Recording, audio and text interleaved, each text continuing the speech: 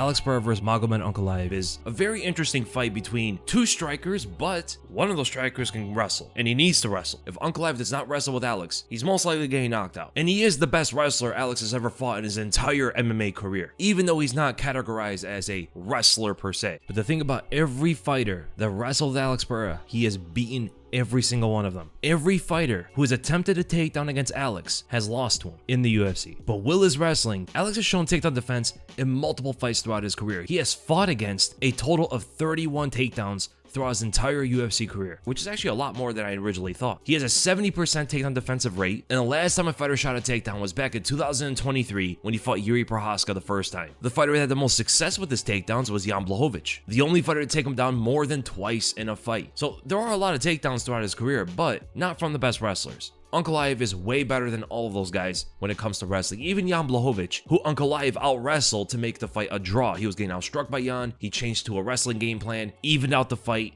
and fought to a draw. And Ankalaev's wrestling is very basic for a Dagestani fighter. He's not really high level with it. He has a decent double leg. He wrestles off the fence well. He has good top position. He doesn't throw as much ground and pound though as he used to when he fought Paul Craig. And I think ever since he lost to that triangle choke against Paul Craig, he slowed down his ground and pound and has been a lot safer on top to not get submitted again. And Alex Pereira is technically a black belt on the ground. Who isn't a black belt? But Alex has most likely been working on his submissions, his takedown defense, to get up from the bottom, all of that stuff. So here against Yuri Prochazka, he lands a calf kick, stumbles Yuri Prochazka's stance, and tries to land a combination right straight into a left hook. And Yuri switches stances forward, leading with his right leg and right hand, which is his dominant, just like a wrestler would. And he does that because Alex's left leg is forward, so he can attack straight into that left leg, grabbing onto it for a single leg takedown. And while lifting Alex's leg up, Alex is very confident with his balance there, just throwing punches, not really defending the takedown itself, other than just using his natural athletic balance. No panic whatsoever, and Alex rotates to put his elbow onto the back of the head of Yuri, trapping his head there while lining up right uppercuts all in one foot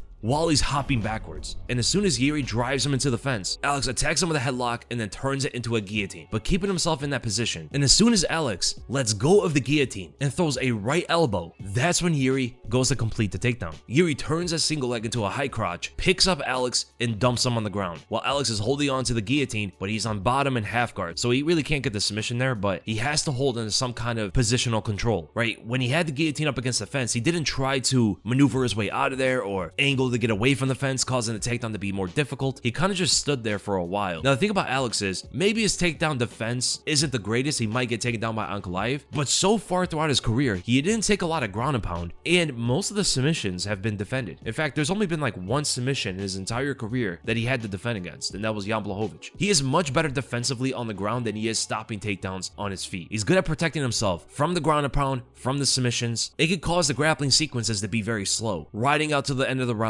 or Alex getting back up to his feet, getting back to what he does best. Alex is always grabbing onto the arms, bicep control, underhooks, single collars. He's always breaking the posture of his opponent and occupying their hands so they can't really do anything offensively on top of him. Even against someone like Yuri Prochazka, whose entire mindset is offense, even when he's been on top of his opponents before in Ryzen, in the UFC, Alex did a very good job of stopping most of the offense, causing a Yuri grappling exchange to be slow, which is not the most exciting thing to watch, but for his skill set, this is amazing for him going up against a grappler. Knowing that he has that capability of slowing down the grappling, even right here, you see Yuri pick up his right arm, looking to throw an elbow down, and he's posting with his left hand onto Alex's face. He is looking to slam an elbow on his head, and Alex rotates away from the right arm. Look how he angles himself to the right, and look how he goes to control Yuri's right arm with his left hand. And from there, goes to the single collar, breaking the posture of Yuri. He does take some elbows. Yuri doesn't posture as much. He doesn't get so far away from Alex before throwing the elbow. For some quick strikes, lands a few of them, but then Alex is able to get on the inside of the elbow and angle himself to the right again. And as he's trying to stand up, Yuri lands another elbow on him while forearm frame with his left arm. Fights his way to the feet, using his left overhook. And as soon as Yuri throws a knee to the body, that's a signal right there for Alex to escape the fence. He knows that Yuri is going to be planted on one foot. Sure, he's going to take a knee to the body, but to get himself away from the fence, it's a trade he's willing to do. Rotates him that direction. Even though Yuri has left wrist control and he escapes out to his own right, immediately starts throwing punches. Now here against Jan Blachowicz, he throws an inside leg kick. 9 seconds into the fight, and Jan grabs the kick, goes for a single leg takedown, pushes Alex up against the fence, and then you see the same technique from Alex again, headlocks into a guillotine, and he had all that space to the left to escape the fence and the takedown itself, but he sat in position. This is something he cannot do against Ankalaev. If he has the space to move away, he should move out and just get back to the striking, because Jan doesn't have a great grip for any kind of takedown here. He's leaning back, so his weight is on his heels. But because Alex stayed there for so long, then Jan was able to squat down, grab onto the single leg, onto the right leg of Alex. Alex tries to resist it by squatting down as well, but Jan picks him up and rotates him into the fence, using his strength there. And Alex starts fighting against the takedown with a left headlock and a right underhook. The right underhook is going to create some separation between the two, so Jan's grip is not going to be as strong, but Jan switches from the left single leg into the right single leg. So that right underhook from Alex is not as effective. Jan's body is now leaning into the headlock instead of the underhook. The headlock is going to allow Jan to get in closer on Alex than if he was leaning onto the other side, holding onto the right single leg. But with the left single leg, his takedown is more effective, but Alex balances and moves into the fence to use it as a reinforcement to keep himself standing, and he fights off the single leg grip, grabbing onto Jan Blachowicz' left wrist. But Alex didn't make any more adjustments from there. Jan gets lower into a single leg, where now the headlock is not going to be as strong. And as soon as Alex lets go of the headlock, that's when Jan goes to complete the takedown. He pulls a single leg, moves back at a left angle, and turns Alex around the corner. And Alex tries to push Jan onto his head to reverse him, but it wasn't enough. Jan's able to get top control, get the body lock, and Alex makes the one mistake he cannot do when he fights Ankalaev. He turns to give up his back. Jan floats on top, gets the hooks in, turns it into a body lock, and goes for the rear naked choke. And look how he does it too. So he has both of his hands in front of Alex's chin, and Alex grabs onto the front hand, so then Jan could sneak out his backhand, pull up Alex's head, and then slide his forearm down onto his chin. He tries to crush the chin, but Alex is able to fight his way out. Even after the readjustment from Jan, grabs into one of the arms, 2-on-1, pulls Jan down into the mat, but most of the round was spent in that position against the fence. In this other sequence, Alex throws a telegraph left hook from range. Jan ducks under the punch. Alex is hopping with the left hook, and there's an opening for a double leg takedown from Jan. Full drive forward, blasts Alex backwards onto the mat, but this time into the full guard. When he's against the fence, he tries to stand up,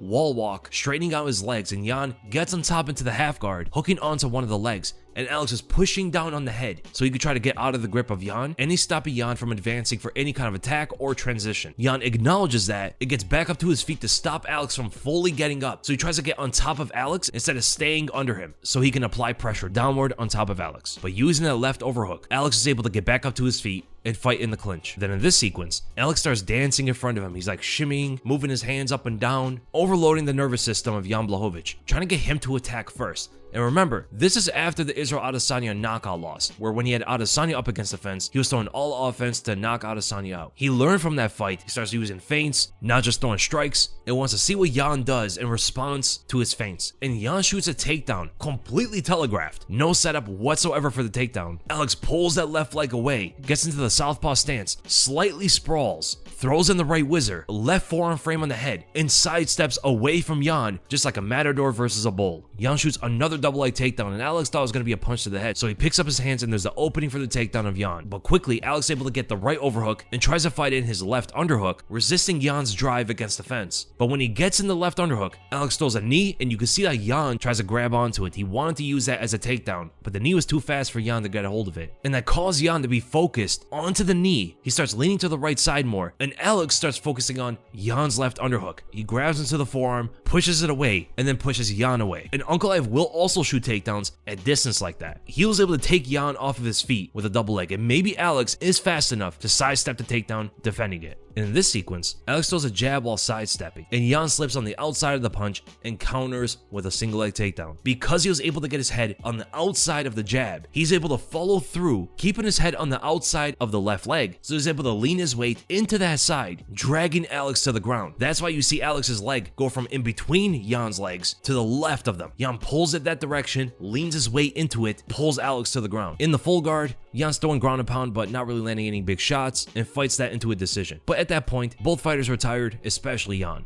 And then in this sequence of Israel Adesanya, in the middleweight division, this Alex is not going to be as strong as he is in light heavyweight. I think he's better as a light heavyweight than he is in middleweight, but he did get taken down by Israel Adesanya. He threw a left body kick. Adesanya grabs onto it, pulls it through his left side to collide with Alex, getting a body lock. Alex is off balance, but he improvises. He goes for an outside trip, but because he's not stable there, Adesanya is able to rotate and slam him on the ground. Alex gives up his back. Adesanya doesn't throw in the hooks and go for a rear naked choke the way Jan Blachowicz did. He controls the back, grabs onto the wrist, lands ground and pound shots. He becomes Adesanya Mauve in that third round. just control ground and pound against the fence for almost the entire round. Now again, it's not the best example of Alex's abilities on the ground. He got so much better with his grappling, but he did also give up his back against Jan a few fights later. Now where Ankalaev's wrestling is mostly fundamental and basic, he's not the best wrestler in the world, but he is decent at it, right? There was one move in the beginning of the 5th round where he switched stances forward. He leads with his dominant hand and fakes a takedown, getting Jan Blachowicz to sprawl heavy, explosive defend the takedown, but it was only a fake. Ankalaev is able to capitalize. Jan gets off balance, and for there using the wrist ride with ground and pound shots, holding Jan on the ground for nearly the entire round. The right underhook has defended multiple of Ankalaev's takedowns because he switches stances with the left hand forward. He also likes to throw the left straight first before the takedown as a natural switch into the dominant lead hand to begin the wrestling. So is Alex Pereira's grappling good enough to stop Ankalaev's grappling? I don't think so. I think Ankalaev is going to get takedowns. I think Alex might defend a few, but he's not going to defend all of them. Ankalaev may not finish him on the ground. It might be slower grappling where Ankalaev is just holding top position. Alex is completely defensive and only tries to stand up or ride the round out, go into the next round and get back to the striking. But where he has to be so defensive in the grappling, he needs to be offensive and intelligent and get the knockout in the stand-up, because